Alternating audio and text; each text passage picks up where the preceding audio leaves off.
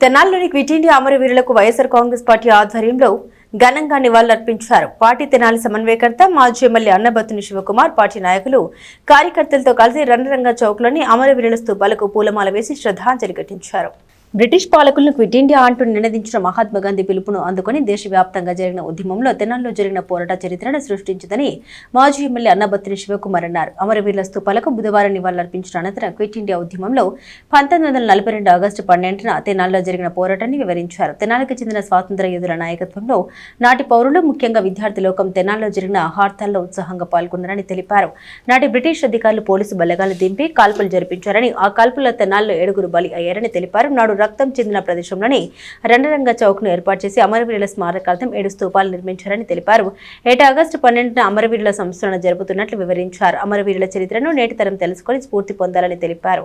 ఈ కార్యక్రమంలో పార్టీ పట్టణ అధ్యక్షుడు దేశు శ్రీనివాసరావు, షేక్ గోల్ రహిమా, పేరం సంజీవరెడ్డి, బూరెల దుర్గాప్రసాద్, షేక్ దుబాయ్ బాబు, చింకా సురేష్ చంద్ర యాదవ్, కటారి హరీష్, బండ్లముడి నాని, యాతటి అనిల్, గోల్డ్ సందీప్, అక్కిదాసు కిరణ్ కుమార్, మైలా విజయనాయుడు, బొంతు నరేందర్ రెడ్డి, పినపాటి అనిల్, వప్పుగల్ల కృష్ణ, అత్తోట అమృతరాజు, షానంపూడి రఘురామిరెడ్డి, కాళిదాసు సత్యం, గుంటూరు కృష్ణ, ఈద్గా గౌస్, షేక్ పేచింగ్ సుభాని, షేక్ ఫరీద్, మహిళా నాయకులు కొంగర్ రాఘమంజరి, షేక్ ఇస్రా, షేక్ జకీరా, తురక శాంతి, సిద్ధాబతన్ శాంతి, ఇందిరా ప్రియదర్శిని, జయప్రద తదితరులు పాల్గొన్నారు.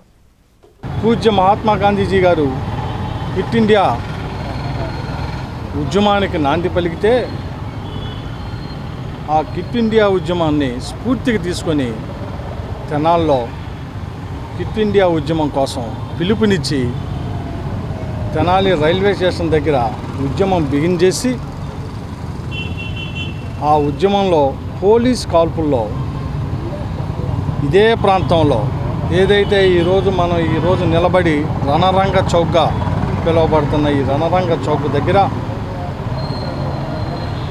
7 తెనాలి ఉద్యమకారులు మరణించటం, ఆ 7 మాజేటి సుబ్బారావు, గిరి లింగారావు, భాస్కర్ లక్ష్మీనారాయణ గారు, తమ్మినేని సుబ్బారెడ్డి గారు, గాలి రాంకోటయ్య గారు, ప్రయోగ రాఘవయ్య గారు, జాస్తి అప్పయ్య గారు, ఈ 7 పోలీసుల యొక్క తోటాలకి అసూలు పారటం దేశ చరిత్రలోనే దేశ స్వతంత్ర సంగ్రామ చరిత్రలోనే ఈ ఘటన ఎంతో మలుపు తిప్పింది. ఈ 7 ప్రాణ త్యాగం క్విట్ ఇండియా మూమెంట్ దేశవ్యాప్తంగా ఈ 7 మరణం ఎంతో స్ఫూర్తినిచ్చింది. ఆ స్ఫూర్తితోనే క్విట్ ఇండియా ఉద్యమం ఉరకలెత్తి ఈ దేశానికి స్వతంత్ర సముపార్జన తీసుకొచ్చింది. ఎంతో గర్వంగా ఫీల్ అవుతూ ఉండా ఈ తెనాలి ముద్దు పెట్టగా, ఈ గడ్డ మీద పుట్టిన ముద్దు పెట్టగా ఈ దేశ స్వతంత్ర సంగ్రామంలో ఈ తెనాలి ప్రాంతం క్విట్ ఇండియా మూమెంట్లో 7 అసూల బారి ఉద్యమ గడ్డ తెనాలిగా తీసుకొచ్చినందుకు గర్వపడతా ఉన్నాం. అందుకే ప్రతి సంవత్సరం ఆగస్టు 12వ తారీఖున వారికి నివాళులర్పించే కార్యక్రమాన్ని, ఎవరైతే ఈ క్విట్ ఇండియా ఉద్యమంలో అసూలు బారిన 7 నివాళులర్పించే బాధ్యత ఈ ప్రాంత ప్రజలుగా, తెనాలి గడ్డ మీద పుట్టిన ప్రతి ఒక్కరూ వారి త్యాగాన్ని స్మరించుకునే విధంగా, ఈ ప్రాంత రాజకీయ నాయకులుగా, ఈ ప్రాంత ప్రజలుగా వారి యొక్క స్ఫూర్తి భవిష్యత్ ఆంధ్ర రాష్ట్రానికి స్ఫూర్తిదాయకం.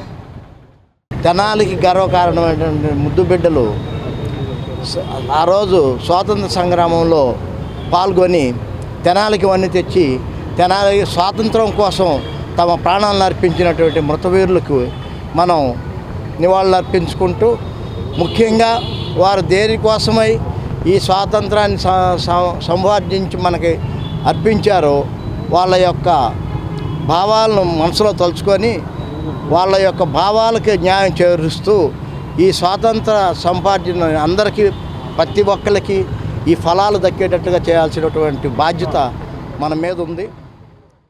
ఆగస్టు 12 అమరవీరులు రణరంగ చౌక్లో అమరవీరులకి నివాళులు అర్పించడానికి వైఎస్ఆర్ పార్టీ తరపున మా అన్నగారు అన్నాపతి శివకుమార్ గారు. ఈ తెనాలపట్నం గర్వించదగ్గది. ఈ పట్టణంలోనే ఆ రోజు స్వతంత్రం క్విట్ ఇండియాలో 7 భాష అమరవీరులయ్యారు. కాబట్టి దాని సందర్భంగా ఈ తెనాలపట్నంలో అందరూ పేరు పేరున అందరూ కలిసి ఈ రణరంగ చౌక్ వచ్చి అందరికి నివాళులర్పించడం జరుగుతూ ఉంది. ఆ కార్యక్రమంలో మా అన్నగారు అన్నాపతి శివకుమార్ అమ్మటి